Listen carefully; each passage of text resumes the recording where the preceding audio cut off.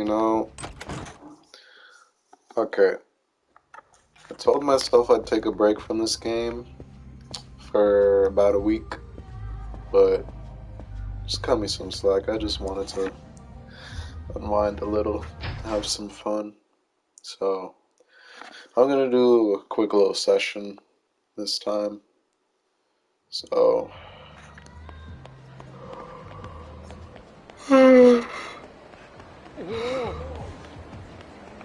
I haven't touched the game at all since I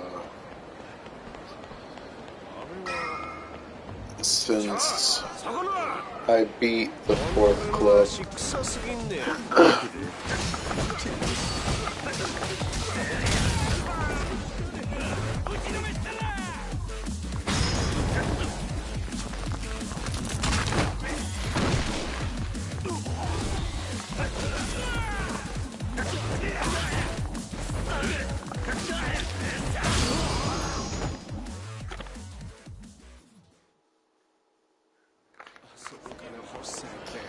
I imagine the grind for this club is gonna be pretty fucking hard though, because I'm gonna be grinding for 20,000 fans in their area, and I'm not sure how many fans the partnerships are gonna get me. So, I don't know. It'll probably take me like 4 days to finish it. I don't know.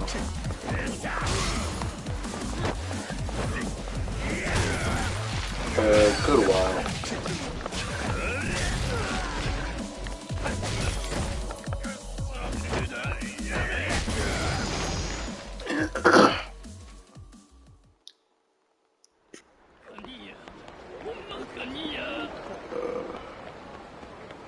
So right now I'm just gonna see how many partnerships I can get.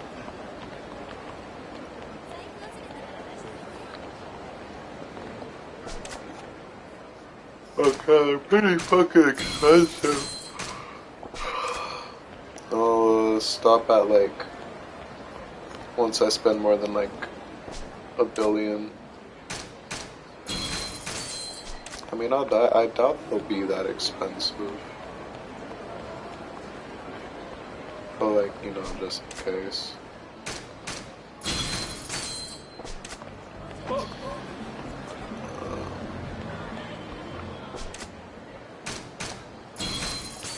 So we're getting a decent amount of fans from these partnerships, so shouldn't be that bad. Yeah, because like, yeah, I think we'll be fine. Whoops. Nope, not this one.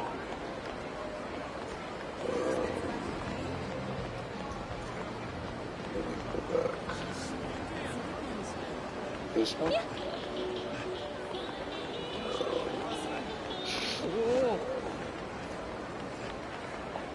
This one. Okay, so now I just need 4 more. And I already completed the sub-story for, to unlock the 10th one, so we're fine on that.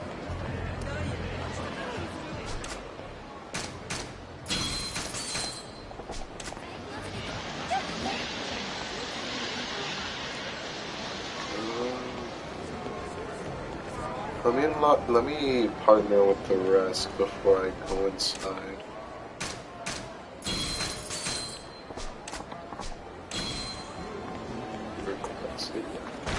How many is that? Okay, so what's the 9th one? Where's the 9th one? Oh shit, I've never been to this part of the map. Oh wow. Oh. Interesting. I've never been in there. That's pretty cool. I've never been in here either. What the fuck? I've never been here.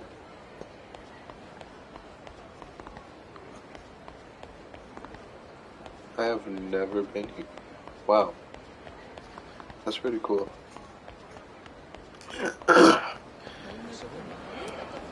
that's pretty dope. Yeah, I'll fight you in a second. Cause I need the money. Give me your fucking money. Come here, bitch.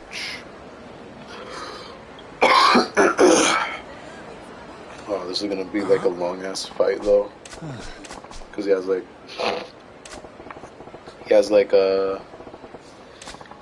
7 health bars.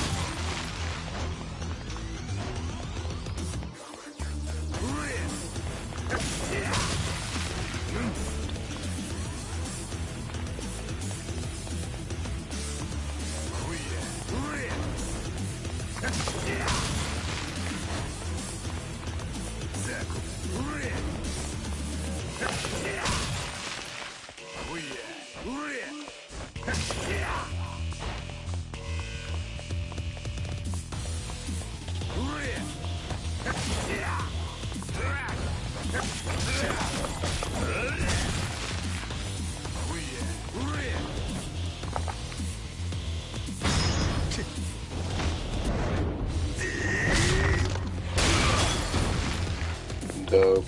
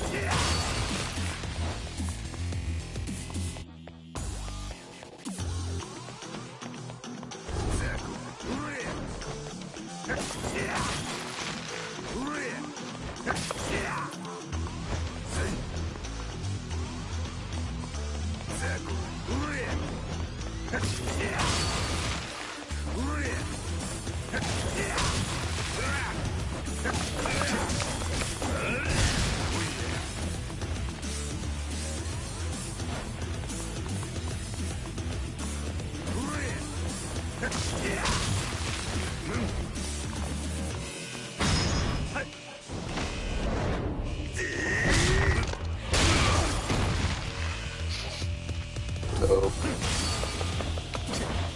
Woo! That was close.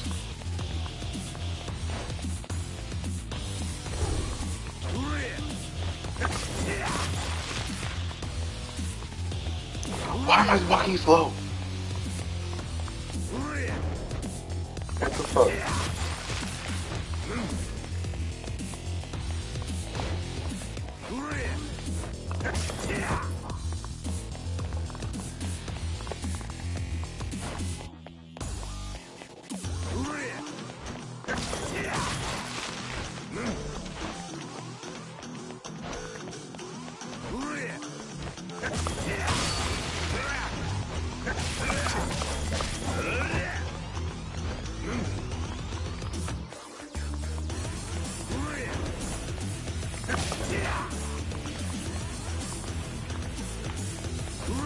Dude, what the fuck?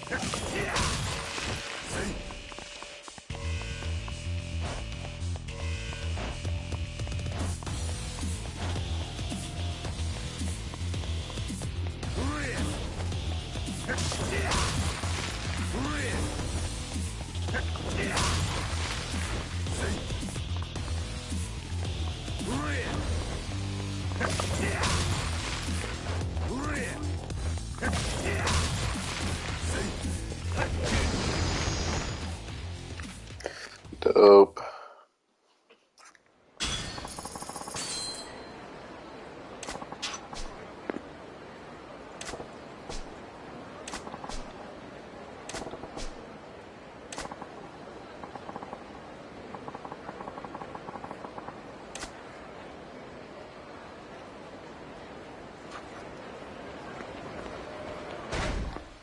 Now we got hella money.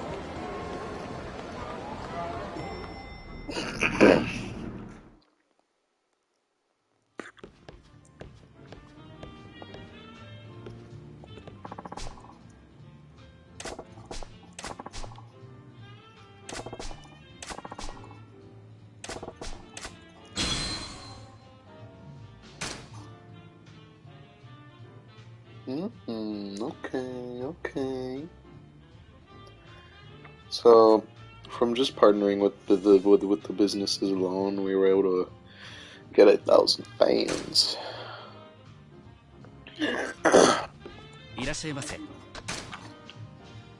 Let's take a celebratory shot.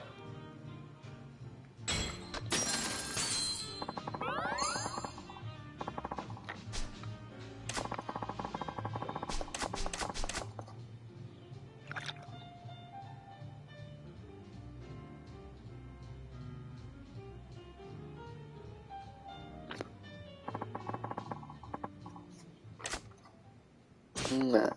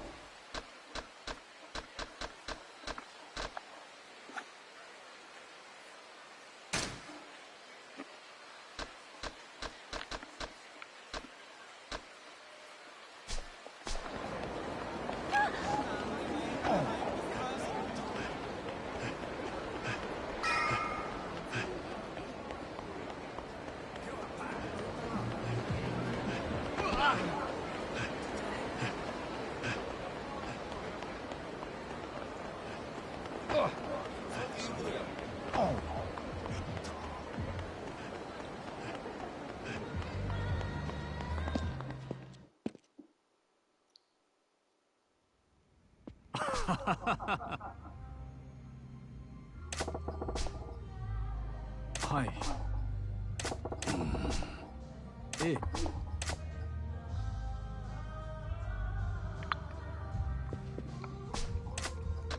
Yeah, fuck it, why not?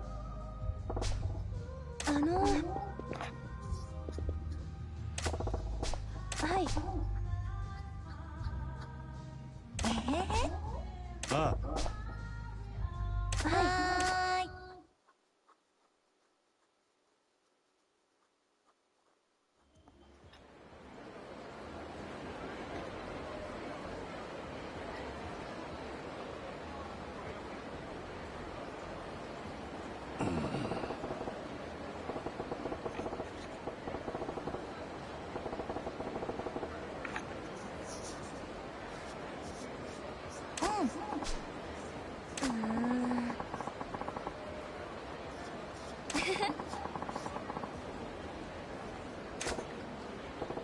何やて？はい。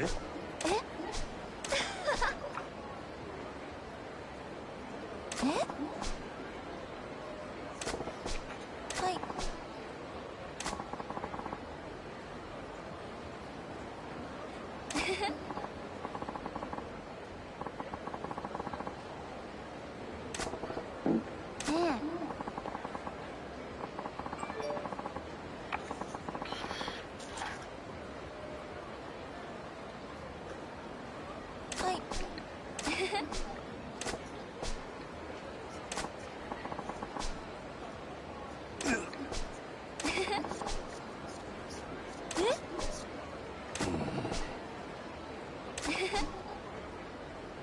何やて？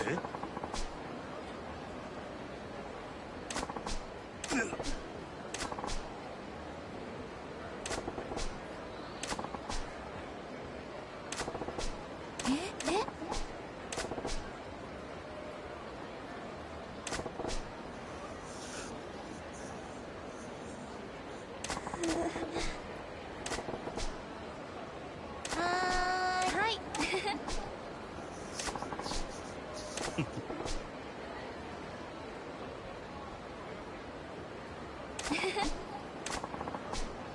あれ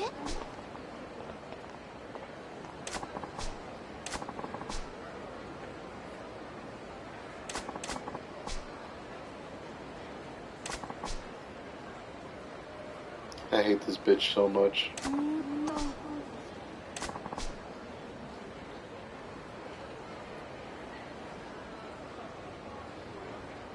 Fucking bitch.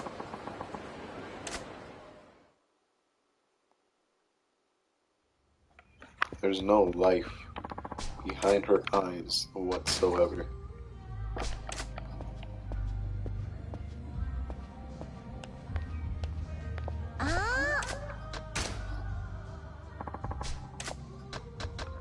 What's chocolate look like? Ooh. This feel bougie as fuck. Yeah, let's use this for now.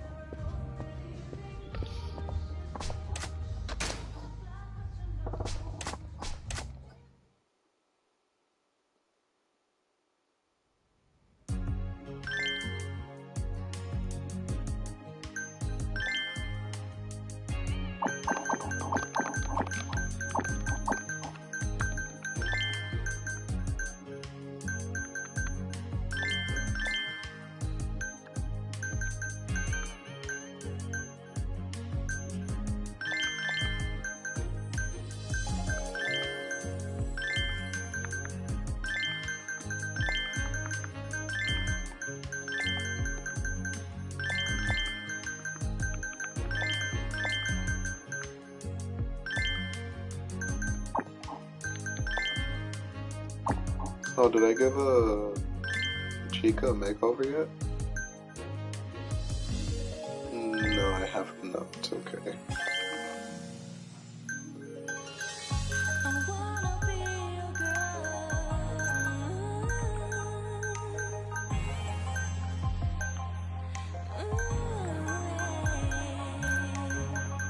I wanna be your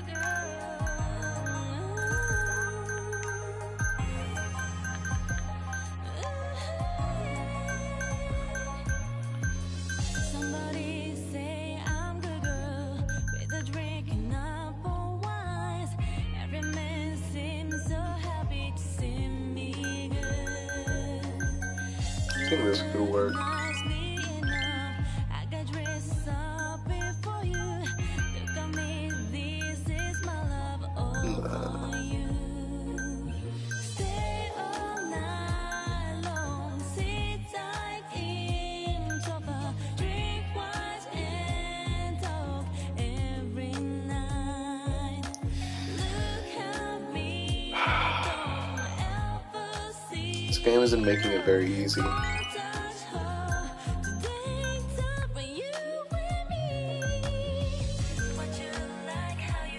Fuck it, why not?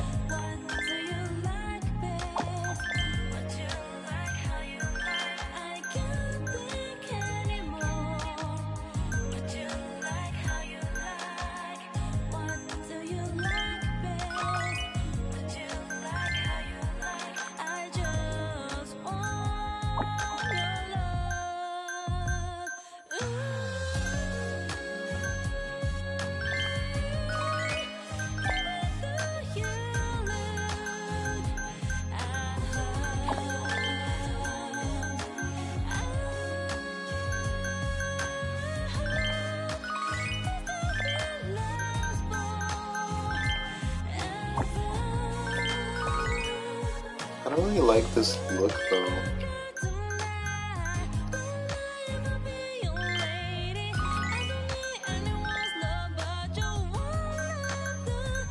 And it feels all over the place.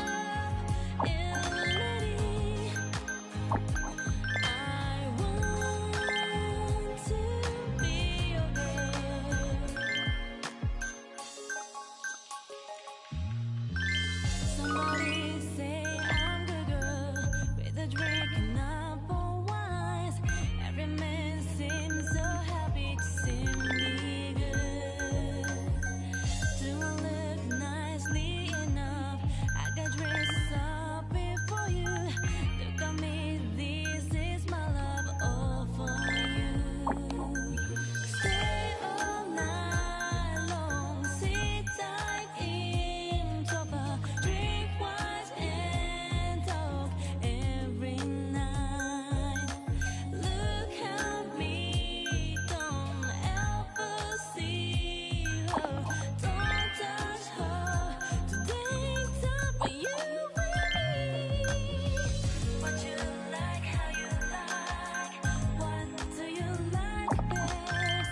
What you like, how you like, I can't think anymore.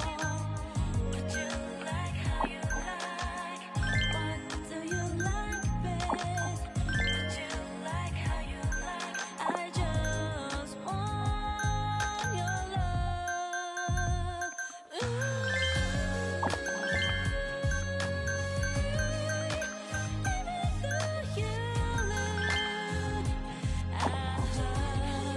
I mean, I guess.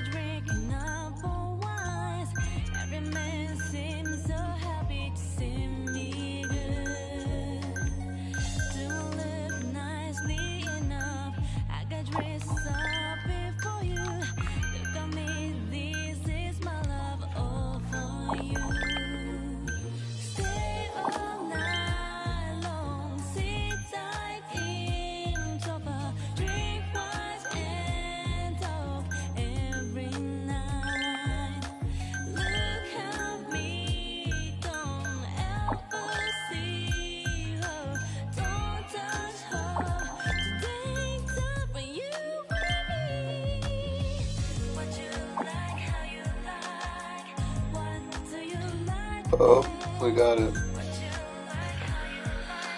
After all that shit. And fucking around.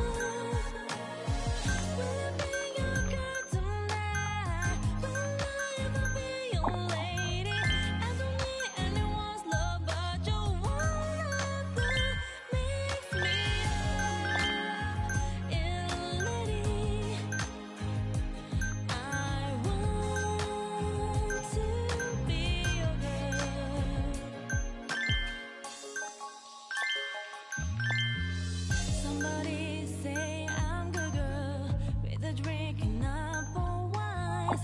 Every man seems so happy to see me good. Do I look nicely enough? I got dressed up before you. Look at me, this is my love all for you.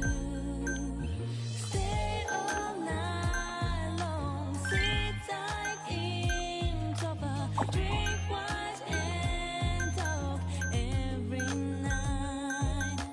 Look at me, don't Yeah, ever it's good. see her, don't touch her. Today's up for you and me. What you like, how you like, what do you like?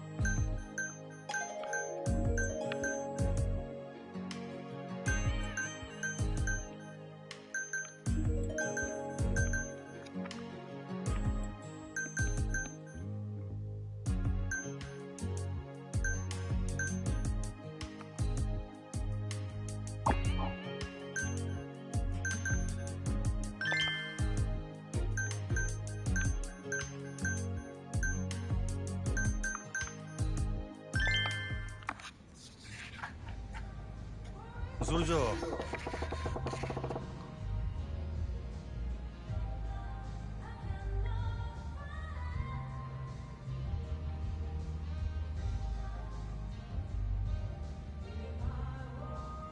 ええ。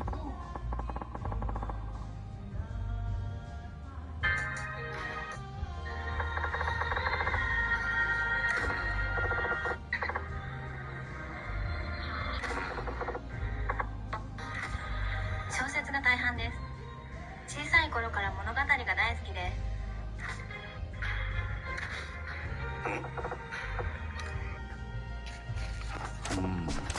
ちょい待てよ。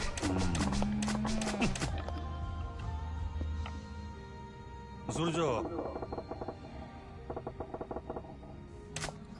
よく時間を割いてるのは読書ですね。小説が大半です。小さい頃から物語が大好きで、自分がその世界に入り込んでる想像をして楽しむんですよ。Why does she sound like a robot? なるほどな。ミステリー、SF、歴史もの、ジャンル問わず何でも読みますけど、一番好きなのは恋愛小説で。そうかもしれませんね。主人公の男の人に恋しちゃったりする。あと私、現実ではろくな恋愛をして。おいおい。真島さん優しいんですね。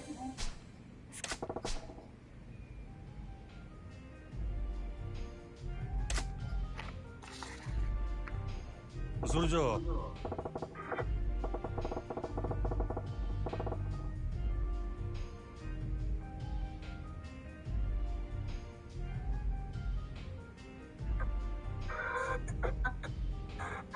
私、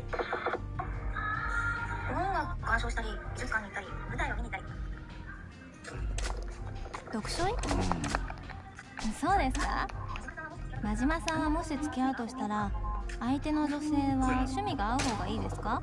そうやな。そのはいあはい。そうやな。はい。それじゃあはい。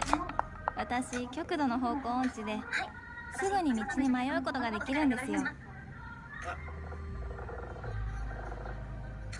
い、楽しみにしてますね。そうやな。はい、何でも聞いてください。それじゃあ得意なこと、そうですね。道に迷うことですかね。はい、私、極度の方向音痴ですぐに道に迷うことができるんですよ。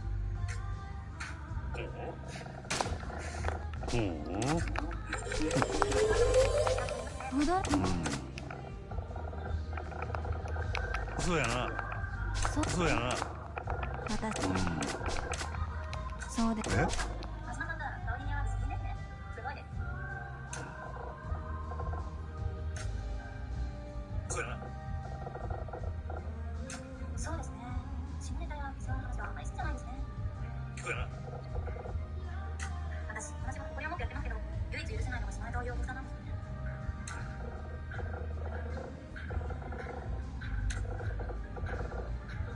そうですね。無視します。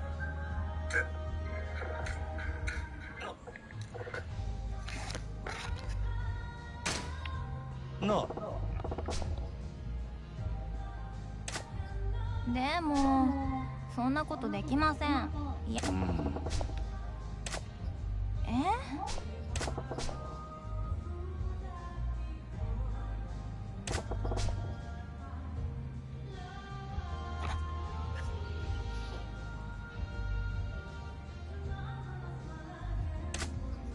の通りですね。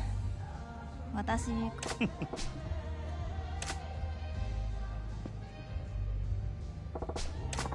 疲れ。はい。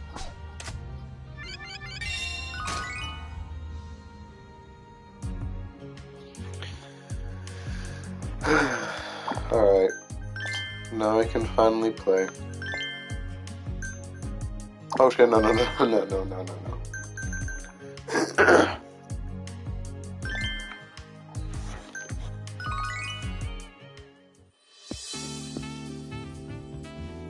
いらっしゃいませ。お客様。いらっしゃいまようこそ。どうもどうも。せ。ようこそ。また来たよ。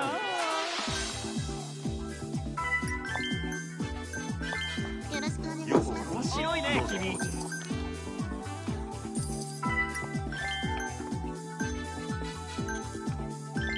盛り上がっていい。かわいいだね。お願いします。メニューに頼りにしてます。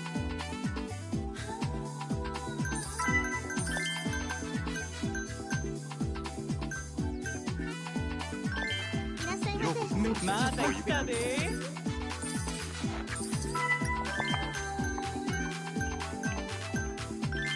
お願いします。どうもどうも。アイス公開です。ありました。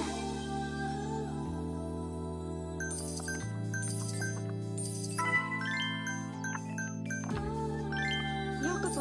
かわいいな。ほんまありがとう。最高だよ。するぜ。嬉しいです。かわいい。嬉しい。ありがとう。お願いします。お願いします。ゲストグラス。 Don't make exceptions for them. Don't respect my boundaries. Fair enough. He said no. Menu. And he continued to be weird about it. It's a really fucked mentality to not accept a no and keep pushing. It's just behavior that's never going to amount to anything positive ever. When someone declines something or tells you no to something, you should really accept that, respect that, and just move on. It's not like you're going to change their mind by being an annoying pest about it. Like, oh, wait, what's rejection? Wait a minute. You're not thinking this through. こちらになります。 What if I clap your cheeks? 失礼いたしました。 You failed to think about that, didn't you? Yeah. So if I clap your cheeks, now I assume you won't be rejecting me? いいですね。 Wait, your phone, please. This one's a masterclass on how to respond to rejection like an unhinged lunatic. So this one's getting extremely angry when getting told no. I don't know what the conversation is here. He's on like a dating app and they were talking. He says Mario. The magic question was, who was Luigi trying to save in Luigi's Mansion? I don't know, maybe they were playing a trivia game. She says, okay. She doesn't seem super enthusiastic about that response, so maybe she's not a fan of the Super Mario Brothers, who knows. But anyway, he says, how was the mall? Anything good? She says, no, I didn't look, I was just returning something. And then she sends a picture of herself in an outfit. And he goes, oh, that looks really good. Gotta get you some lingerie. Admittedly, I don't exactly know what happened in between the last text we just saw with him flirting and then these. He goes nuclear here. He goes fucking scorched earth out of nowhere. So I'm thinking that there's some text messages that were exchanged in between these two, so we're just missing an entire chapter of this anime arc that he goes on to reach the villain status. So she says, I don't want to drive to blank for blank, I don't have enough gas. And according to the context she provided, they had apparently had a date scheduled, but she had to cancel last minute because of something school related, and now she was texting him back just to talk today. And it must have been something in between him saying, we gotta get you some lingerie and this. I just don't know what it could be. Maybe he invited her to like to another place, and she just says, I don't have gas for that. But anyway, he responds, oh, alright, that's cool then. Didn't know all that, lol. He said did some cool stuff the other day. Now with gas, lol. You dirty, fat, sloppy, broke piece of shit. You got no gas, but got gas to go to the mall window shopping, lol. Thanks for making my mornings, lol. And she just responds, lol. He just desperately tried to spam as much personal shit as he could think of quickly, like in a League of Legends game when you get mad that your bottom lane is cheating or something. How else are you gonna respond besides just laughing at this pathetic tantrum? So she hits him with a wall, which only sends him off even further. So he sends her picture back to her in order to keep insulting her. Yeah, this shit is funny, lol. Fat ass bitch, you pushing what, almost 190, 200?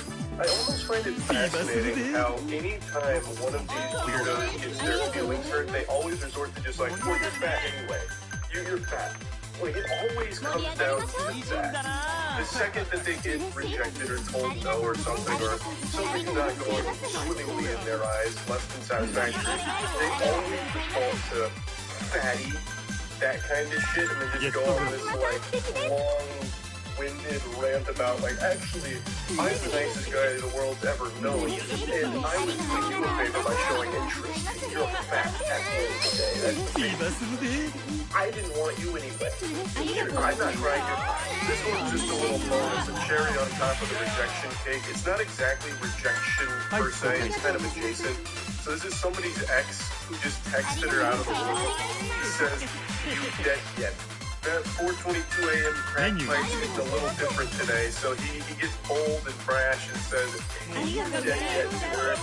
And he doesn't get a response right away, so then tries to get a little more edgy. And then says, I'm going to fuck on top of your grave and smear dog shit on your tombstone. And this does get a response from her. She just says, get a hold of yourself. That line from her made me feel so hard I had to throw this in here. You have this unhinged weirdo texting at 4:20 a.m. asking if you're dead and saying that he's going to smear dog shit on your grave while having sex on top of it. There's so many logical inconsistencies with that. A, who's going to agree to have sex with a military on top of a gravestone? That's just guaranteed to get some like demons and spirits haunting you for life. And B, why would you bring dog shit with you to have sex? Even if you found a willing participant here, I feel like if you brought a bag of dog poop with you, that's immediately going to ruin it with you. Probably won't be having sex. Like, it just doesn't make any sense. This guy's just a bunch of nonsense here, a bunch of mumbo jumbo. And she just immediately calls him out on it, saying, just get a hold of yourself, you know? It's so good. I just had to again, it's not exactly rejection per se. Like, it's not in line with the other two, but it's just something that I had to talk with. That's really about it. So, yeah. Now breaking news, Annual is on live stream. I'm pumped. Let's go, North Carolina. For decades now, nay, for centuries, men have always wondered, how do you respond when an alpha male insults you? A question that has plagued the minds of the masculine brain for too long. And today, I found the answers on a pickup artist forum page. Now, most of you know, I love pickup artistry. I think it is the most pure cringe. It's like a new element of the periodic table. It's just like this condensed cringe that is truly just a unique blend of delusion, patheticness, desperation, and loneliness, all rolled into one fine joint that I love to smoke. So if you don't know what pickup artists are, it's men that read these guys, buy these courses on how to pick up women in the field. So in real life, how to approach women with pickup lines and get laid. And it has pretty much a 0% success rate for the majority of the pickup artists, which makes it so fun. And it's, of course, extremely creepy, but it's hard not to laugh at it. Now, what we're going to be talking about today is a post that I want to rip from 2010 on the sideburns off her head and the cheeks off her face. Alpha male insults you. This is vintage cringe. List down insults you have heard, and we'll find cool answers to them so you're prepared when alpha males try to make fun of you. Like this. Insult. Why do you smell funny? Answer. It's called soap. Don't think you've ever smelled it before. And then in parentheses, this is your like indicator. You don't want to say this out loud. This is just notes for you. Make a big smile and tongue mouth. I don't know what that tongue mouth means. Like, do you stick your tongue in his mouth so you just fucking French kiss him? Why do you smell funny? It's called soap. And you just like get in there. Like, I don't know what tongue mouth means. Maybe that's like early mewing. This may have been mewing before it was cool. I'm not sure. But yeah, basically you say it's called soap, and then you hit him with one of these, and then like that, I guess. No, I'm not exactly an alpha male, but I imagine that you'd probably get your ass beat if you did that, because it'd be creepy. And it'd probably be ruled self-defense because you came at him with that like psychopath energy with that response. Now, it's written like a fourth grader came up with this. Why do you smell funny? What kind of adult would ever say that to somebody, to be honest? They'd probably just say, like, you stink or you smell like shit, not why do you smell funny? But you want to know what's wild is I know it's not a child that wrote this, because all of these pickup artists back in their heyday were like early to mid-20s, sometimes early 30s. So this is a grown adult that came up with this. Dude's just stewing in his swamp ass in his room, coming up with these imaginary scenarios with insults, and then like theory crafting the optimal response to it. And he comes up with this zinger. It's called Soap. God, that's lame. He was probably one of the lead writers on the new Saints Row game. That's that quality of writing. Continuing forward, insult. Wow, what an ugly t-shirt. Answer. Yeah, that can be fixed, but your face can't. Bang, bang. And then everyone that's in the vicinity just starts clapping, going, ooh. A male tries to make fun of you by saying something like, oh, you're so cool, or you look like insert funny man, creature, whatever. Good answers could be, I wish I could get even half as funny as you one day, and then ignore him. Or, aw, look at him trying to be funny. And now he takes his bow saying, bring him on, welcoming the rest of the pickup artist community to contribute some of their own insults and answers. But these are pretty powerful, so I hope you've got your pen and paper out to be taking notes on these in case you ever need to unleash them. I don't know where these insults are coming from. Like, these aren't insults I think anyone has said for the last 50 years to another human being. What kind of alpha male is going to say, wow, what an ugly t-shirt? I can't picture Chad Fuckhammer out of the blue, walking down the street, seeing a pickup artist and being like, wow, what an ugly t-shirt. No, who does that? Where? In what fantasy? Like, I just really don't think this is happening. There's not like this secret war between the alpha chads and the pickup artists. But even in this fantasy land, the pickup artists are making themselves the losers there too. With the chads saying your shirt's ugly, or you look like a weird creature, or whatever. It's actually sad, and I've said this before. Pickup artistry used to be a huge movement. Luckily, it's died out very much over the last few years. But back in the 2010s, so many young men bought into it, bought courses and all kinds of guides and shit. It was like the early looks maxing, but for getting laid through the worst advice and the creepiest lines you could ever possibly imagine. So I have no doubt that this guy here is one of those individuals that really bought into it hook, line, and sinker. And hopefully 14 years later, they have realized that that was just a cringy period of their life and they have grown from it. That's what I'm praying for. Now, the rest of the comments don't really play into, here's an insult, here's an answer. They're mainly saying, if an alpha male insults you, just brush it off. You're better without that kind of stress anyway. But there are a couple that do give you some kind of insulting comeback like this post. I agree with the others. You shouldn't feel the need to rage/give a comeback. Answer to the others, not him. If you have to, I would playfully correct the "you're fat" response. Again, what I'm reading here feels like it's out of an old cartoon or something, with a cartoonishly douchey bully that just all the time is shoving the main character into the locker saying your shirt's ugly, fatso, or whatever. Get out of the hallway, stupid face. So that's the kind of energy here. I don't think any of this is happening to any of the posters. Hopefully not. I hope they're not getting bullied like this. And that's what it seems like today.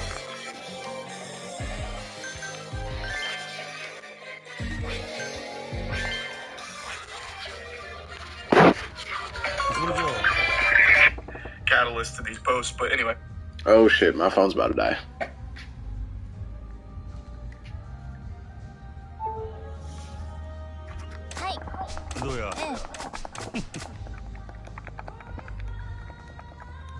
Being dragged around by their nipple, and then some of the other related ones were other weird games like don't shit your pants and things. So she didn't really want to stay on the channel that long, but she said congratulations to me, and I was like, oh, okay, that didn't really work very well now, did it? So we finally arrive at the beach. Confidence is shot. I can tell that this mysterious anime character facade's not doing me any favors.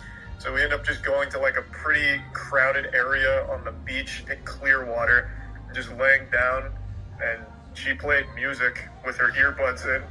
I just kind of laid there, pretending like this was productive, like, yeah, I'd always wanted a tan. I'll just lay here with my cheeks hanging out, I guess, why not?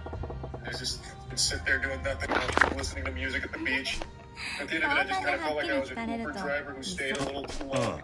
Like, she requested a ride, but then I had nothing else to do, so I also just went to the same destination. So I just kind of stayed there for an hour, and she's like, all right, I'm ready to head back. I'm kind of hungry.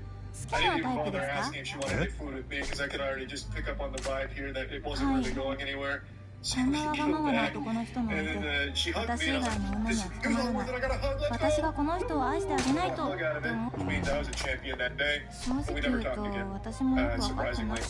And that's how my first date went, so overall pretty successful. Got off to a great start, really, in the whole romance world. And I just wanted to share that with you. I also think it's a pretty interesting look at how things have changed recently, because back then, YouTuber wasn't even a word in anyone's vernacular. No one had ever really heard of that before. It wasn't really an explored concept, just kind of like this emerging hobby that some people would pick up on. But nowadays, I think it's 60% of kids want to grow up to be a YouTuber or internet creator, which is wild. So in less than a decade, it has completely changed. But back then, that shit was not looked at too positively. But anyway, I just wanted to share this story because I haven't done this one before. I thought it was worth sharing. That's about it. So yeah, I'll go ahead and tell another story where I hooked up with a woman. I have so many of those.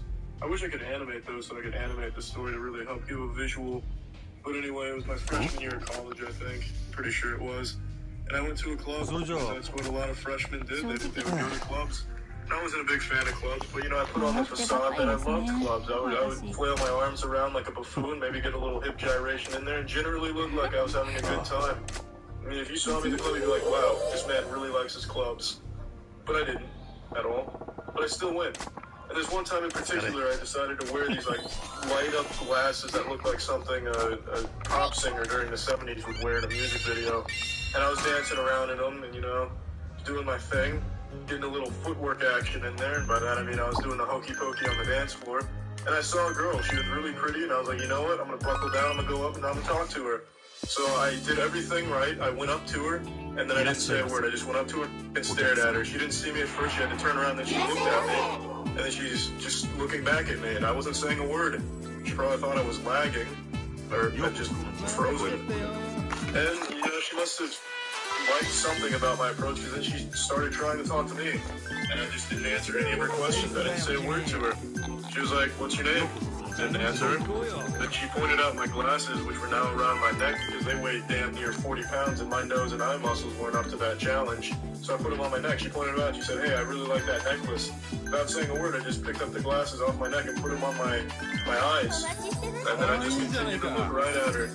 It was like I was trying to predict the future, or I was reading a crystal ball. And then she said, oh, they're glasses. Well, that's even cooler. So I'm just looking at her like a tacky time traveler with these light-up blinking glasses.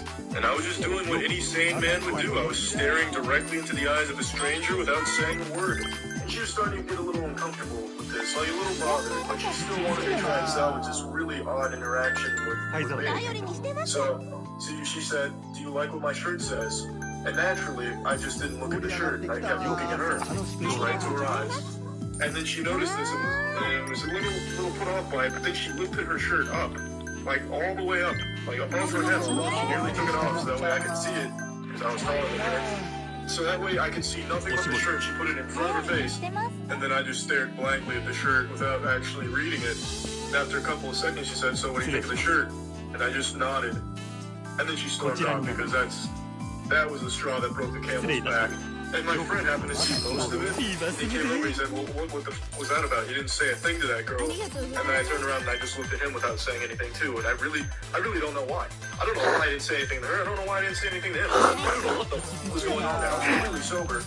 And my brain was just processing some really complex algorithms or something. I don't know, but it was a really embarrassing time. And then I continued to just dance like an absolute loser. And then I threw those glasses right in the garbage. I should have set them on fire, but I just got rid of them because that was very embarrassing. So yeah, that was that story. I wasn't always this sex god you see before you, the apex of raw sexual energy. In fact, I actually came into this world a virgin. I was born with virginity. My father, he wasn't a virgin, and yet, embarrassingly, I was. And it stayed that way for 19 years, until in the spring break of my 19th year in this plane of existence, it all changed. When my wiener nation landed on the shores of a vagina nation, consensually, of course. It was an invite for the wiener nation to make landfall. And 2013 years after the death of Christ, I had finally lost my virginity. Like a crab shedding its shell, I molted. But what did I do up until that point? Well, I've already shared with you a little bit of my freshman year of college where I pretended to be a mysterious anime character, but this arc doesn't stop there. I used to think it was cool and unique to be a virgin in college, so I used to wear it like a Boy Scouts badge of honor. I would talk about my virginity to any female that made the mistake of listening. It was one of the first things I do. I basically could shake a hand and say, I am a virgin. You're shaking a virgin's hand, which is probably the grossest hand you could ever shake, because you know that it's crusty. If these hands could talk, well, if this hand could talk, the stories it would tell you. So, but anyway, I thought because everyone else wasn't a virgin in college, at least none of my friends were, I was one of the last, well, I was the last one to lose their virginity in my group of friends, I thought it'd make me stand out. I thought it'd be like, wow, that guy's a virgin? Holy shit. I didn't even know this existed in this college anymore. Damn, that's exotic, I gotta get in there. It wasn't the case, in fact, it was just super creepy, but I wouldn't listen to my friends. One of my friends sat me down as like an intervention. He was like, Charlie, look, you gotta stop telling people you're a virgin. It's weird and it's not gonna work. But I didn't believe him. I thought he was working with like the Illuminati, trying to restrict my power. But today I look back on that and I see he was a saint. He knew what I didn't. How creepy that was. I was like a vegan. I wouldn't shut the fuck up about being a virgin. Like in parties and shit, if I'd been drinking, you know the virginity talk was coming. I was like a parent giving the birds and the bees talk to their children. And God help the poor women that talked to me when I was drunk and talking about virginity, because sometimes I talk about it in different accents. Sometimes it'd be an Irish virgin, other times a Russian virgin. I thought it would be something different and cool, and I acted like I was proud of it. You know, I've held on to my virginity this long. Yeah, baby, this one's for Jesus Christ up there. But I wasn't proud of it, and I knew Jesus wasn't proud of my virginity either, nor my attempt to spin the game at the parties by talking about virginity. That was never going to work. But it didn't stop me. You see, this all took place around the time that I got my main lead acting role in the Hunger Games Mockingjay Part 1. I've already shared that story with you. So when I used to meet these women at parties, and I would have this 1-2 combo. Hey, I'm in the Hunger Games, and I'm a virgin. That's a irresistible man right there. That right there is a recipe for an Adonis. And let me tell you what, that didn't help very much. But I used to have the Mockingjay trailer on my phone, and I'd show the trailer if they were unfamiliar, just pretend that I was in it, and I wouldn't go back to show them. I'd just be like, oh, there I am. That was quick, you missed it. I must have tried this combination move 100 times. Like a Japanese bladesmith, I keep folding it over, smashing it down, making it sharper, better, refining it, until finally it worked one time. I met a girl at a party, we talked, we made out, exchanged numbers, and we're going to get together for a date. Date comes around, and you can already guess the conversational topics. Hey, what's your major? Where are you from? Are you a virgin? No? Why not? I am. Bang. Game over. There's no coming back from that thing. I don't know why I just felt this compulsive desire to constantly talk about it. It's really not like it was a crowning achievement, and not even to me. I constantly wanted to lose my virginity, and yet I constantly hype it up like it was the best part of me. It's just wild, and you know, it taught me a hard lesson. That's pretty much when I learned the most important lesson. Stop bragging about virginity. This desire to be unique between being an anime character in college, a mysterious anime character, to being a virgin evangelist, constantly preaching the word of virginity. This desire to be unique really hindered me very much in my early formative college years. Also, during this time, I had a friend that was a female. I very much liked her. We were friends for like a year. The feelings weren't mutual. I was very into her. She had none of those same feelings for me, but it didn't stop me from telling her that I was saving my virginity for her. How noble. They say chivalry's dead, but yeah, I used to tell her that my virginity is going to be hers for the taking. I had to be the last thing on her Christmas list every damn year. It must have been the scariest and most alarming thing someone could tell you like that. And it wasn't just like a 1 or 2 time fluke thing where I mentioned that by accident. No, I told her that like all the time. If we texted, it'd be like a lullaby for me. You know, I'm going to bed now. Do you want to kiss my virginity to sleep with your lips? No? Alright, just keep in mind I'm a virgin. You go to sleep tonight. Have dreams about my virginity. It's something I mention frequently because I really thought in my delusion that being a virgin and being unique like that was cool and not weird. You know, maybe nowadays things have changed. Being a virgin is the coolest damn thing in the world next to pissing in your pants. But back then it certainly wasn't, and definitely not my approach of mentioning it all the time. I think you can be the coolest man in the world, but if you keep mentioning the same shit over and over again, it's gonna make you look like a weirdo. Actually, let me get you a fun trivia fact for when you play Critical Jeopardy with your family. The girl I'm talking about in this story here is actually the reason I kept the beard. You see, for the Hunger Games role I got, they asked that you grow out your facial hair, which I never even considered doing before. I'd always been clean-shaven. I looked like an 8th grader at debate club. But when I grew it out for that role, she said it looked good, so I kept it, and I never looked back. And now if I shaved it, I'm sure I'd look like a bag of holes collided with another bag of holes. So yeah, I guess gloating about virginity wasn't all bad, but trust me, it was all bad. If there's any lesson to take away here from my experience, Holy shit. it would be, don't use like a defining characteristic and shove it down people's throats. Don't try and force people into thinking you are special or unique. Just be yourself, and if people think you're special or unique, great. If they don't, who gives a shit? The two that come to mind right away are vegan and atheist, where people constantly mention those they're so associated with that. At least that's the big meme on the internet, and I've only seen it in real life a couple of times, so I don't know how prevalent that is. But just going around and saying things like, I'm a vegan, I'm an atheist, I'm a virgin, and bringing those things up and calling attention to it just makes people not want to be around you. It's a pretty toxic social environment when you're just constantly talking about what you think makes you unique and special. That would be kind of the takeaway from this virginity bragging story, I'd say. Yeah, that's about it. So yeah, it's been a little while since I've told the story, so go ahead and hop on my lap here by the fireplace and I'll tell you a tale. As is common with most of my stories I've told on the channel, this takes place during the period of my life where I thought it was cool to be a mysterious anime character. This was like my early years of college. As you can probably imagine, my ability to socialize during this time was absolutely pathetic. Having a conversation with a magic 8-ball would have been more fun and engaging than talking to me back then. Those poor souls that talked to me back then probably instantly regretted it, because having a conversation with old Charlie was like talking to Alexa if she was overdosing on Xanax. It was rough. Why is this important though? Because this is setting the stage for one story I haven't told yet. I've told so many stories when it comes to all of the weird and creepy interactions I've had with women. All my fault, of course, just because I was so unbelievably socially inept. Like, it's hard to put into words how bad I was at recognizing social cues and how to be, like, acceptable in society. I bought one of those fake cigarettes one time.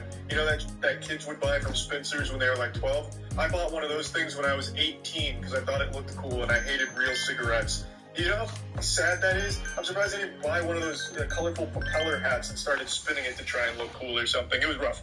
So what I'm saying is, socially, I was the worst thing you could imagine, but it didn't stop me from trying to have conversations with women. I tried to fake confidence, fake it to make it, and all of that shit. And today's story will be in that ballpark. So this story takes place in a location where all good social interactions take place, at GameStop. So let me take you back to the past when my social interactions sucked ass. This is GameStop 2012, 2011, somewhere in that ballpark. I was, of course, virgin boy Charlie, if you can even believe that. Some say I lost my virginity before my dad, but the truth is, I was actually a virgin, embarrassingly enough. And I was doing what all virgins did, using Reddit for some advice. And Reddit is one of the worst places when it comes to seduction and just general advice when it comes to human interaction, because it's the blind leading the blind. The people giving that advice, they have likely never talked to a human being before. They're probably getting all of their social cues the same place I was. Anime. So I was using anime and r/relationship or something. I don't remember what subreddit. And these two things were clashing, and I was like, you know what? I'm going to take both of these, do like a little unholy fusion dance, and become this ultra Chad, the product of great advice and great animation. And I was going to channel this and show that, you know, I'm becoming more confident in myself by flirting with girls in public. And I chose my first rodeo to be at GameStop. Before going to GameStop, I had decided that I was going to march into GameStop, right up to the counter to the girl that worked there, and call her beautiful right to her face. I was going to look her in the eyes. I was going to say, ma'am, you are beautiful. You are gorgeous. I don't know what I expected to happen next because I didn't have a follow-up. Maybe I was fantasizing like one of those dream scenes where all of a sudden, like an anime, the girl blushes and she calls out her sisters or something. They all fall in love with me. I don't know. But that was my game plan. I was hyping myself up. I was like a football player in the locker room before the championship game, headbutting lockers. I put on a necklace, and I never wear a necklace. I found like this old gold necklace from probably when I was a kid, but my neck is still the same size as a kid's, so it still fit. I spiked my hair up real well, drowned it in gel, and I mean drowned it in gel. I looked like a freshly born baby covered in amniotic fluid up there, and I felt like $1,000,000. Today was the day I was going to say to the girl, she is beautiful. So I hop into my Batmobile and I cruise on over to GameStop. I get to the door, I open it, and it's like everything else just melted around me. Time froze, and there she was, behind the desk, the only female employee at this particular GameStop, and she looked miserable. Probably because she's working at a GameStop, but I was going to make her day better by being the only man in GameStop history with the confidence to say that she was beautiful. You know, I'm sure she doesn't hear that every day from other socially inept slime balls, so I was going to be the first, the trendsetter, truly a pioneer. So I meandered around a little bit, just making sure I was building up enough confidence going over the lines in my head. The line I was going to use was when she was done ringing me up, I was going to say, "Thank you, beautiful," and then wait to see her response, see what she says to this, hoping that she wouldn't call the police or have security come tackle me. So, I finally pick out a game, some used game, I'm sure, because I was big into used games for a long time. I slam that shit on the counter because I'm ready. She starts by asking me a couple questions. Am I a member of GameStop Power Plus Ultra program? Well, no, I'm not. She's going off script. I wasn't accounting for this. It's freeform now. The dialogue has been all screwed up. I'm getting a little jumbled in my head. I'm getting nervous. I wasn't expecting to be interrogated by her today. I'm not a member of this GameStop program. Would I like to be? Well, would it help my chances with you? I don't know. I'm going through all kinds of scenarios in my head. It's like a visual novel with a bunch of different branching paths I can choose from. I'm panicking. I'm breaking down a bit. My composure is starting to falter. There's sweat on my brow and a tickle in my sack. I was not prepared for this at all. She then asked me, do I want my receipt? Another question I wasn't anticipating. Do I say, thank you, beautiful? No, that wouldn't make sense because she asked me a question. I can't just respond with I had to answer the question. Everything's all falling apart at once like Salvador Dali's painting where the clocks are melting and running out of time. I don't know when to say this line. And no, I don't really want this receipt. What am I going to do? Wipe my ass with it? I paid $3 for some garbage used game. I tell her, no, thank you. You keep the receipt. And that's when she says it. A sentence that could dampen the pants of any man, even the strongest men. She says, thank you for shopping at GameStop. I freeze. I don't know how to respond. I stand there for what feels like hours, looking at the ground, wondering, is now the time? And then I decide I muster the courage within myself, the strength to go forward. I say, thank you, beautiful. I'm still looking at the ground when I say this, because I haven't earned the right to look my GameStop queen in the eyes yet. And then I do what any sane man would do. I ran away. I jogged away. Before she could even actually respond, I started jogging away with the bag in my hand like I just stole the game from GameStop. But I did hear her say, oh. I know for a fact she said, oh, as I turned my back to run away. I ran all the way to my car, hearing that oh in my head the entire way there, got in, slammed the door, and I thought to myself, Charlie, did it. We just made that employee extremely uncomfortable, and man, do I feel like shit about it. It was a good lesson to learn. That was probably already the 5th or 6th time that lady had been hit on that day by weirdos like me. She probably just quit that day. That was probably the last straw right there. I don't know because I never went back. I was just so goddamn embarrassed about this whole thing, but I do imagine she quit that day. But yeah, I tell you this story in the hopes that people will learn from it. Don't make the same mistakes I did. Don't be a weirdo, and don't, yeah, that's basically it, really. That's about it. So, yeah, I haven't told a story in a really long time. I don't know what story to tell, though. Please get out of the door. I'm about to tell a story. You're welcome to listen, but do it from the other side of the door, please. You know what? I'm going to tell a story I've only told once to one person because it's probably the most embarrassing story I have. That might not be true, but it is super embarrassing. No shame though. When I was 19, I met a girl at a party, and I got her number, and we were talking, and the next day I ended up at her place. And she wanted to give me a job, but the timing could not have been worse. It was suboptimal timing. It would have been better timing if she gave me a job when I was feeding my dogs in front of my parents, but this was just inhumane. I really had to take a piss. And for some reason, I didn't just excuse myself and was like, excuse me, I really need to use your restroom to urinate. I wanted to pump it out. I wanted to really be a big man, a big strong man, and get a job while having to take a piss, and I thought everything would be fine. So she starts going to town, and piss all over her, right in her mouth and her face. There was no mistaking, it was piss. You can put lipstick on a pig and still a pig. This didn't even try to disguise its true identity. It was yellow as pineapple, and it indiscriminately soaked everything in her room. It was like I was firing a Thompson submachine gun.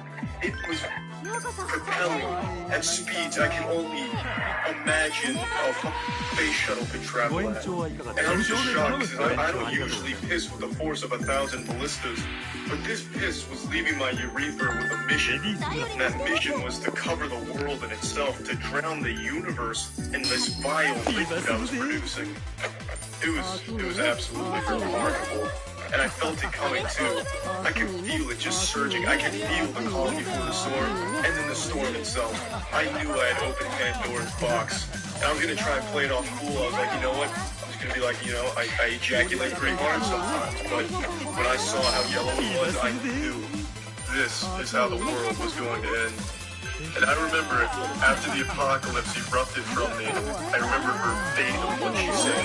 She said, I just can't deal with this. And then I don't remember exactly what she said next, and I don't remember exactly how she dealt with the mess I created, but I do remember that it has a happy ending. We ended up still hooking up, so that was fine. But on that day, I learned a valuable lesson.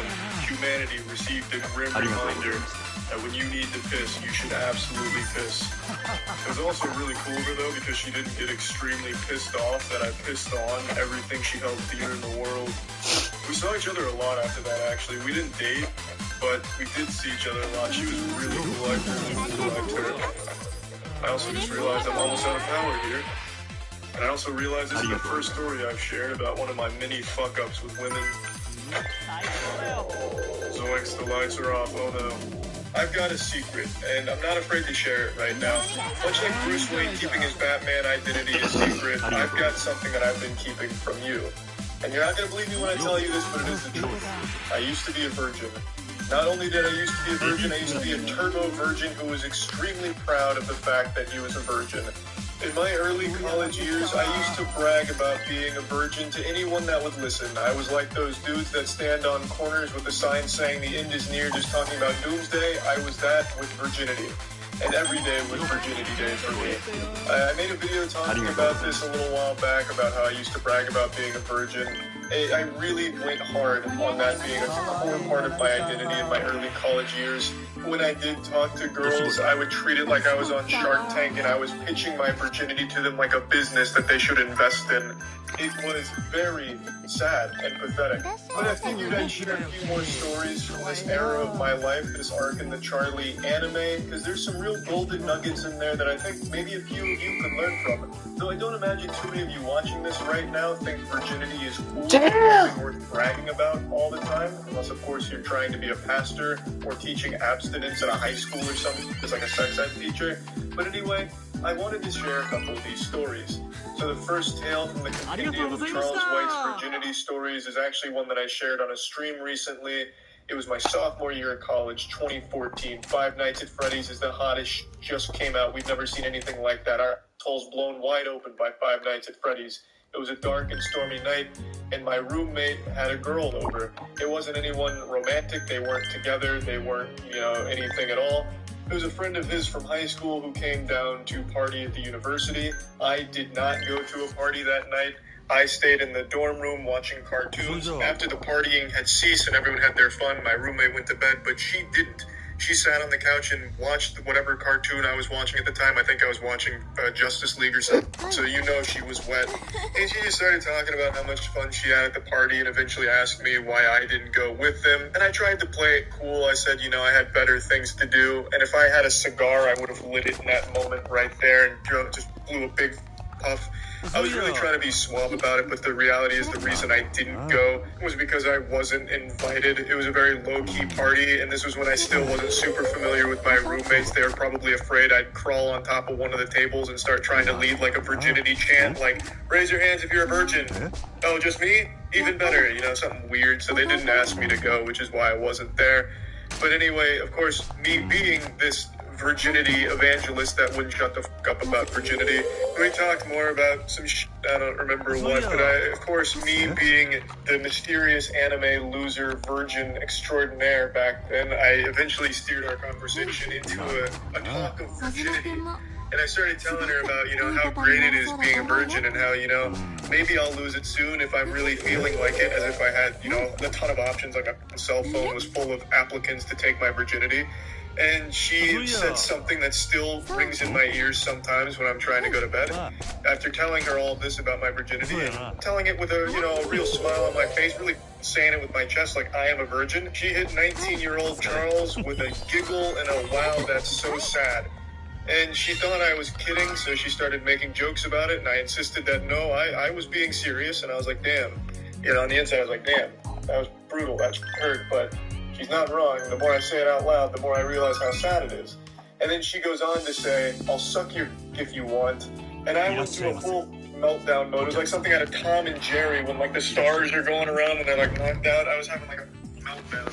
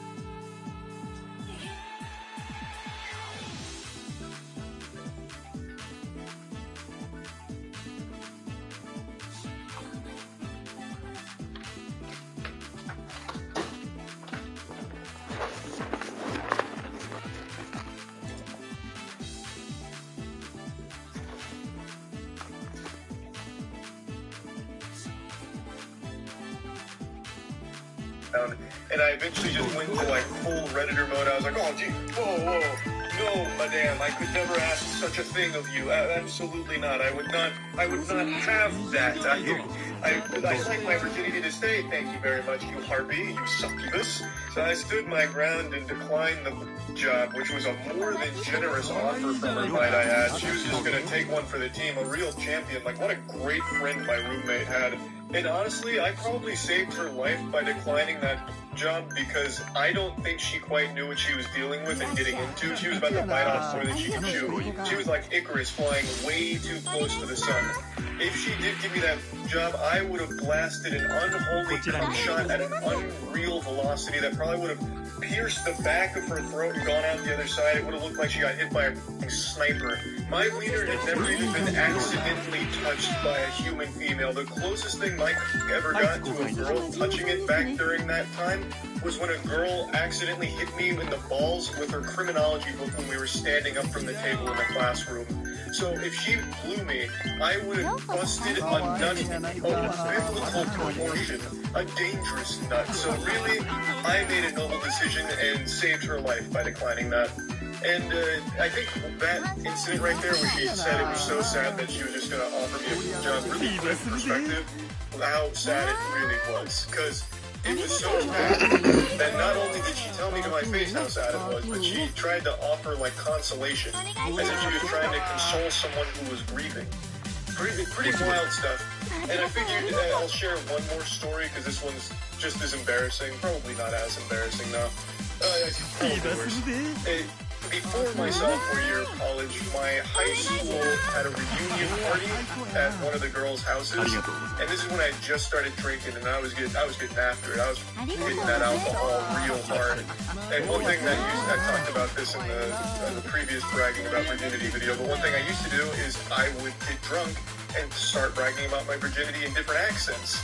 Well, I remember at this high school reunion party with all my old high school classmates, I reached that level of drunk where it was time that Irish Charlie come out and start talking about his virginity. So, for the whole night that I can remember before total blackout, I was talking in an Irish accent about how great it is being a virgin and how everyone who had lost their virginity had just failed to reach enlightenment. I was the happiest one being a virgin. all in an Irish accent, of course. And then I do remember one of the girls kissed me, and I came down my leg. I don't know if it was like a pity kiss or something, or like pent up feelings from high school, though I doubt it because I was a real weirdo in high school. But I remember one of the girls kissing me, and I came down my leg. At least that's what I tell myself, that it was pre-cum. Honestly, it could have just been a full wound that I glued down my leg. I really don't know. But I do know I wasn't invited to the formal high school reunion party the next year. So there's a very good chance that I might have just shoot myself, honestly, down my leg. It could have been anything. It could have been any mystery fluid coming out of there. Couldn't tell you. But yeah, just a couple more tales from this time where I thought bragging about being a virgin was cool. Again, the lesson to take away. Bragging about virginity is a weird thing to do. So yeah, probably just avoid that. Don't do that. That's it. See ya. What's up, everybody? It's Critical. For years, I've gotten emails asking me to tell more stories. That's what I'm going to do tonight. Cozy on up, pop a squat down by the fireplace, and listen to my nipples. Ashamedly, this tale isn't that old. It happened last year. After my long-term relationship ended, I had devolved into a socially inept husk. I had completely forgotten how to flirt or talk to females in a romantic way. It was bad. Every time I even tried to talk to a girl, I sounded like a troglodyte ODing on sleeping pills. And God forbid a girl ever made the mistake of starting a conversation with me. They would soon find out that I was fundamentally fluent in aphasia.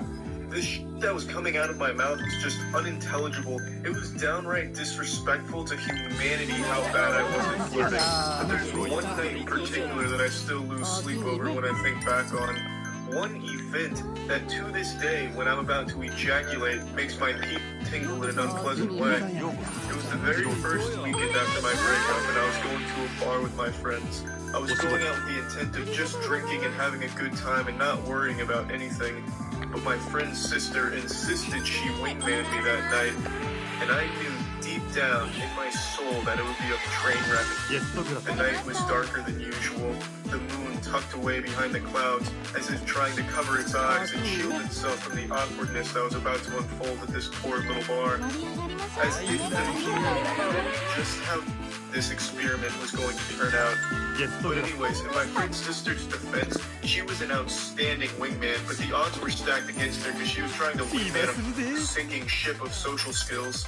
So she was taking me to meet everyone at the bar. We met a ton of people. She was just dragging me along like I was her suitcase, except this suitcase wasn't filled with clothes or toiletries. It was just filled with awkwardness. And nothing too noteworthy happened. I managed to meet all these new people without losing my britches, which was a Herculean task. So that's an accomplishment that I'm very proud of. But then the very last two people we met will forever be etched into my memory.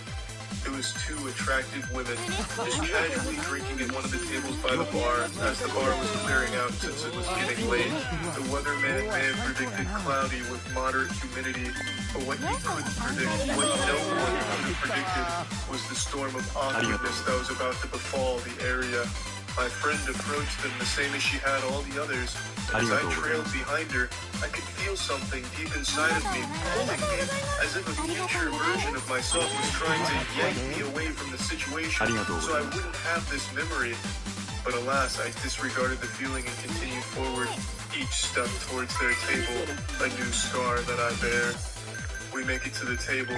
Small talk begins. Names are exchanged. I instantly forget both of their names, but I remember how I introduced myself to them. I extended my hand for a handshake like I'm conducting a business meeting. Oh yes, ladies, I'll leave these stock reports on my desk 8 a.m. sharp. But the worst part of this gesture is when they do oblige my handshake, I come to grip them. I grab their hands hard and it's like that scene in The Predator where Arnold Schwarzenegger and Carl Weathers get in a handshaking competition. Oh, they got you pushing too many pencils. Well, I was pushing too much awkwardness right from the get-go. So yeah, suboptimal start, bit of a rocky beginning. Chalk that one up to nerves, though. You know, that's excusable. So my friend's sister starts distracting one of the girls. Oh, you go to UT too? What sorority are you in? This and that. Working under the assumption that I am not a bumbling goober and can handle a one-on-one conversation with the other girl. Rookie mistake. I absolutely could not handle that in any capacity. It was abysmal. I have no doubt. I can say with confidence that it is the worst conversation she had ever been a part of, and probably to this day is still the worst conversation she has ever been a part of. With each sentence that I diarrheaed out, I could feel it getting more and more uncomfortable for the both of us. So, do you like alcohol? Is it a good beverage? Envelope adhesives? How do they keep those damn things together? You know, some strong shit. Oh, some nice shoes. I like shoes. I wear shoes sometimes too. I don't wear shoes when I sleep though. I take shoes off when I sleep. I'm not weird. I don't take the shoes. It was miserable. And this continues for about 15 or 20 minutes. I don't know how she resisted the urge to just puke in my face, but she just let me keep going. I'm just over here hooting and hollering about our universe being a simulation or some shit. And then eventually she gets so bored, and I'm confused because I'm having a conversation with myself in my head. I'm having one with her. So I was just, by the end of it, I didn't know if I was talking to myself or talking to her. It was just a weird situation altogether. But she gets so bored, and she puts the kibosh on it. She says, look, I've been having a week, and I just want to go home with a guy tonight, okay? And she puts her hand on my hand.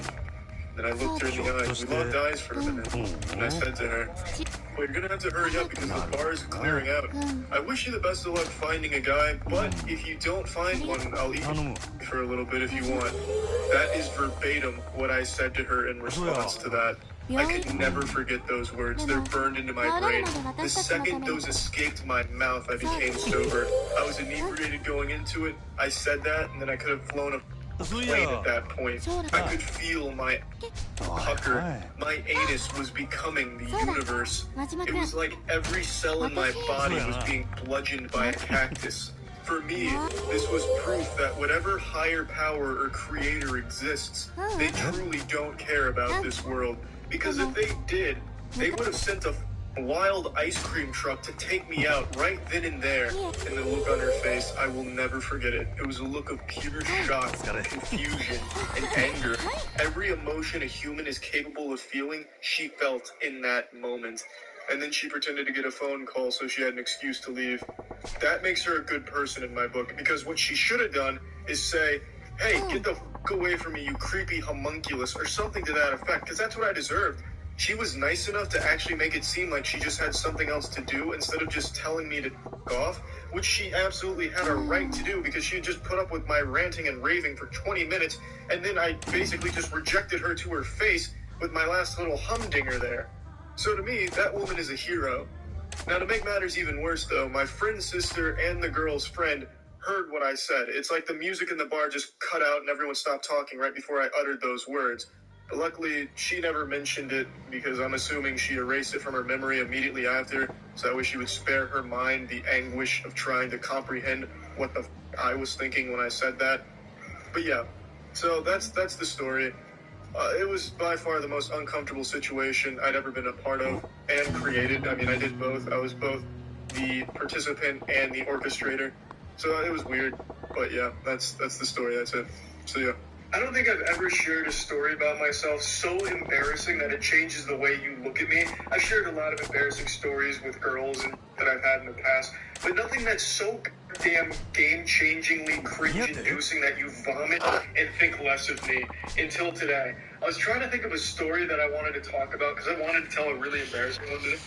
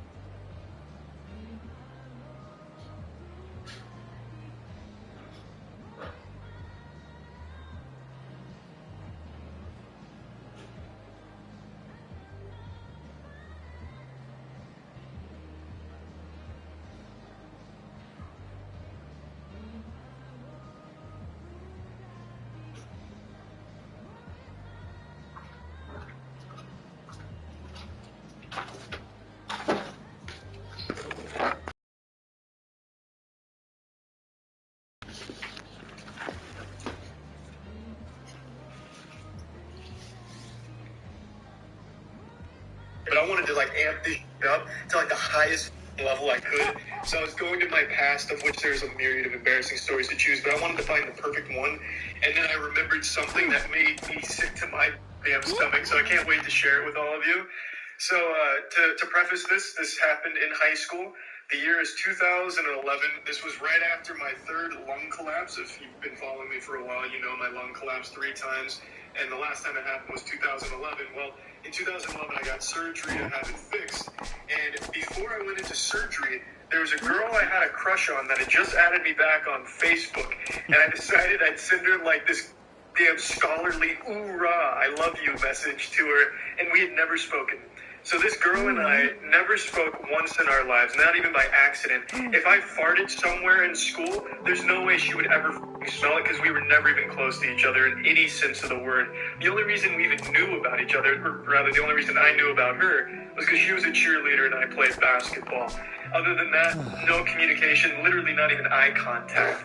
And yet for some reason, in 2011, I sent this girl the most disgustingly embarrassing messages when I was in the hospital. I haven't read them. I screenshotted them today, and I sent them to myself so I can read them to you today, and we can experience this together as a lesson in how not to ever approach a woman in any way. So allow me, please, pick up artist legend Charlie is going to guide you through the how-don'ts, the do-nots of women. So let's go ahead and get into these messages here. So a slang god Charles in 2011 leads with, "I know you and I have never talked, but I just wanted to tell you that you are one of the most beautiful girls I've ever seen." Now some of you might hear that and think I came on a little too strong. Looking back on it now, hindsight's 2020, I don't think I came on strong enough. I should have led with "I love you," signed Charles, and then like a little kiss, and then maybe go from there. So after I said this, she responds with a simple question mark. Nothing else, just one character, a question mark. I was already in the hospital, but if I wasn't, that right there would have sent me into the hospital with cardiac arrest. That hurt so damn bad at the time. But I mean, what can you expect when someone leads with some shit like this? This is the kind of shit you see on Twitter with like a bad English associated with it, with a St. Bob's and lasagna, please. Vagina look good with penis and stuff like that. It's a creepy message. Any girl should respond with a question mark or nothing at all. But anyway, my spirits weren't deterred. I continued. "Yeah, I'm in the hospital and just said it's worth a try. You probably don't think the same. You probably don't think the same about me, but I just wanted to say that." That's some nice guy right there. Jesus. Well, this is pretty bad. Let's keep going. To that she says, "Oh, I'm sorry," frowny face, "but thanks, I guess. Why are you in the hospital?" I'm surprised she even believed I was in the hospital, to be honest. You got a stranger coming at you, pretending like he's going off to war and sending a love letter out there like it's some damn type of anime. If someone sent me shit like this, I'd be like, "Yeah, sure, buddy. I'm sure you're in the hospital. What do you have? Small syndrome going on? There's no cure. Get out of my DMs. I have recurrent pneumothorax in my left lung. It has collapsed 3 times, and tomorrow I have surgery to repair it." Sad violins playing, I'm sure, when I was typing this. "I just wanted to tell you that before I had the surgery. I know that it is..." Excuse me, I've got to scroll to the next one. It's a little out of order. 2019 Charlie clearly doesn't know how to screenshot things in order. Here we go. "I know that it is a weird way to start a conversation. I also know that I came on way too strong telling you that." Self-awareness.